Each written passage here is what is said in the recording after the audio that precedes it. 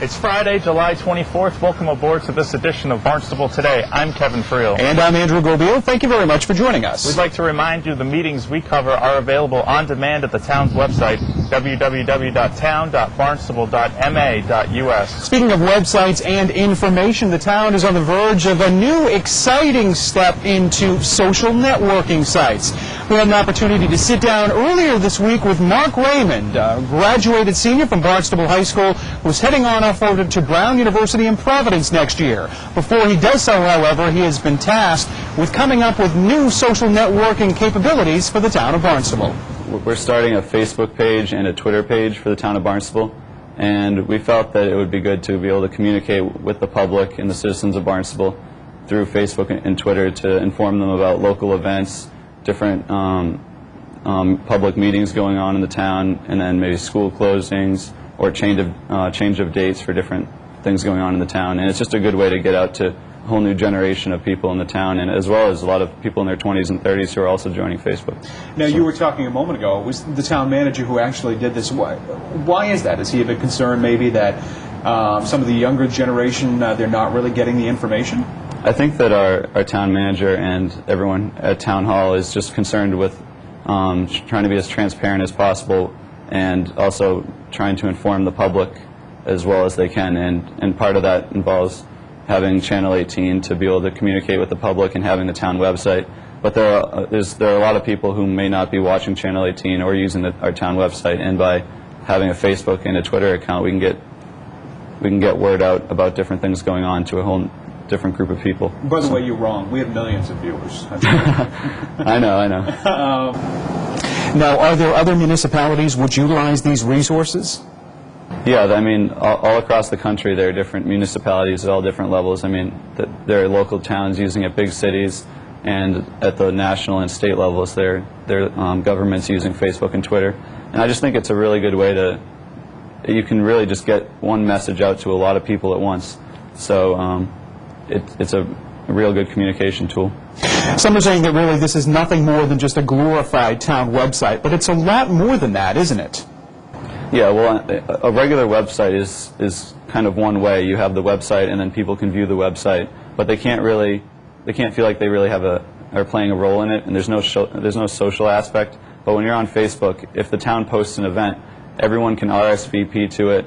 They can get notifications about if the date changes for it, or who might be appearing at this event. So if there was a concert, let's say, you could keep getting notifications to remind you, and you just feel like you have a connection to what's going on, and you're not out of the loop. And it's just a really good way of staying in touch with other people, or with local businesses or local governments. Now, it's still to be determined who's going to be able to offer feedback on these sites, at least on the sites themselves. Have we determined who's going to be allowed to offer comments on these town websites? Well, we're still trying to figure out exactly how we're going to deal with that, because some people might post things that probably shouldn't be posted on a public profile, but we're going to start off by having the town just notify the public about different things going on, and then if we can, we're going to slowly transition into letting the public really play a role in the Facebook page and offer comments and suggestions, but we'll just have to see how that goes. Now, we've been talking about Facebook for the past few minutes. Tell me a little bit about the other social networking site that we're going to offer, Twitter. What exactly is Twitter? So, whereas Facebook is a website where you can make a profile and then share information with lots of people, it's a very organized website. Twitter is more just a site that's almost like a email type of thing, where you send out quick messages to a large group of people. So it's more like a public email almost. You make a message, and everyone who follows you gets that message. So it's perfect for just quick little messages that the town would want to send out to a lot of people at once. Whereas Facebook is much more organized. You have pictures, you can post videos, you can have lots of comments. It's much more complicated. And then Twitter is just a simple messaging site.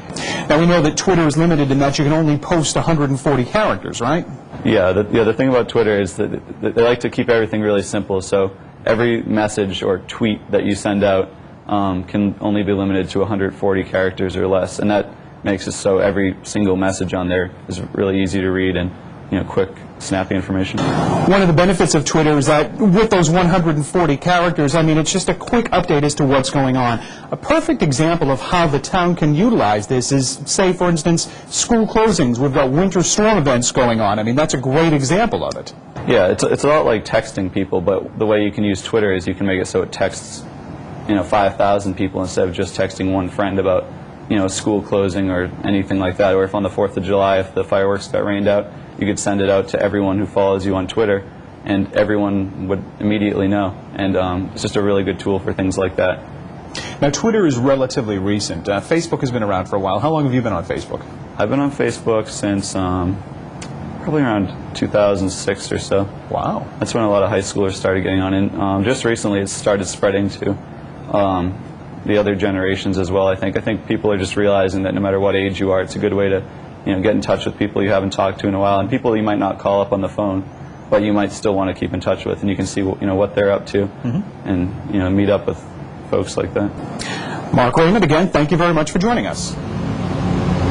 Again, that was Mark Raymond and Andy Gobeil talking about future endeavors of the town of Barnstable as far as social networking sites are concerned. You're actually on Facebook, right? That's right. Facebook and Twitter right here as well. Just do a search, you can actually see what's going on. But again, this town social networking website should go live.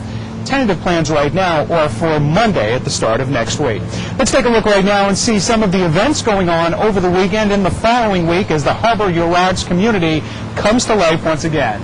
First of all, let's talk about the 9-hole miniature golf course on Main Street in Hyannis. Now, local artists have produced this wonderful 9-hole mini golf course. It's open from 11 a.m. till 9 p.m. on Main Street across from Ben & Jerry's Ice Cream. It's $5 for all players, and all the proceeds are going to the Barnstable Education Foundation, their nonprofit to support Barnstable school programs. What art Hyannis does at the Harbor Your Arts Artist Shanties at Hyannis Harbor.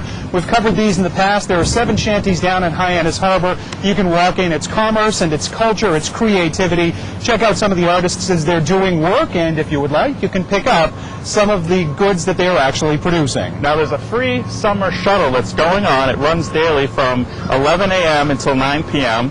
It's approximately every 30 minutes with stops along Main Street, the Harbor Front, and the Hyannis Museums. Look for stops or feel free to wave down the trolley. Thursday nights, the Artist Work Studio at 50 Pearl Street are open from 5 until 8. The Hyannis Main Street Summer Stroll from 6 until 9 features strolling musicians, jugglers, card tricks, caricatures, horse-drawn buggy rides. These are all things that are taking place every Thursday night. On Friday, July 24th, that is tonight, the Hyannis Harbor Summer Sounds, which offer free summer concerts, features Johnny Hoy and the Bluefish. They are a modern electric blues band known as Official Blues Party Band of Martha's Vineyard. They're sure to be a delightful evening for your entertainment. And today, this Friday through Sunday, the Geyer Art Barn, where art is bred, open Fridays through Sundays, 11 until 4. It features a solo exhibit featuring artist George Booth. On Saturday, visit Pearl Street, where art is cultured. Sarah Hall, Artspace at 46 Pearl, is open from 1 p.m. until 4. She is at the Artist Studios on 46 Pearl Street. She'll also be open during the weekdays by appointment if you'd like. And the Bard would be happy to see this Sunday, July 26th, the final Shakespeare in the Park performance, the Barnstable Summer Family Theater, heading on down to Asselton Park. You may have seen that stage down there. Romeo and Juliet, it's going to be the last performance. For more information can be found at www.harboryourarts.com. Also, this information can be found at the HyannisMainStreet.com. Their Hyannis area website is also a source of information. And you can always find more information on the town's website. For Kevin Friel, I'm Andrew Gobeil. Have a great weekend.